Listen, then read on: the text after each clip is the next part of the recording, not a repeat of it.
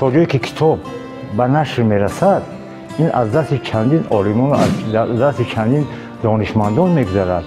то ҷое агар китоб панд ахлоқ андарз надошта бошад, ӯ чоп намешавад ҳатто. аз ин хотир ман гуфтанӣ ҳастам ки ҳар як китобе ки шумо ба даст бигиред, ҳеҷ набошад абзасе, ҳеҷ набошад мақолае, ҳеҷ набошад саҳифае аз атрофи панду ахлоқу роҳнамоии зиндагии мардум ҳаст. вале боз китобҳое ҳастанд ки дӯстдоштатарини мардум ҳастанд. китобҳое ҳастанд ки мардумро ба далерию ба шуҷоат дават мекунанд.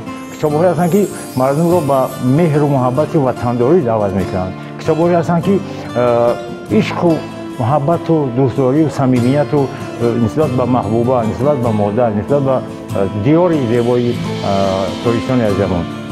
аз ин хотир ҳар як китоберо ки мо саҳифа мезанем, варақ мезанем, албатта пур аз панд аст, пур аз ахлоқ аст, пур аз фаросат аст, пур аз таълиму тарбия аст. ва ман аз бинандаи муҳтарам хоҳиш мекардам ки ҳар як китоберо ки шумо ба даст биёред, иншоалло ки хато намекунед ва ҷое барои худатон дарди худатонро, муҳаббати худатонро, меҳрубонии худатонро ва нисбат ба ҷомеа, нисбат ба фарзанд, нисбат ба модар, нисбат ба ватан ва бештар ба ахлоқу одобу тарбия ягон саҳифае меёбед ки барои шумо дар зиндагӣ кӯмакрасон мешавад.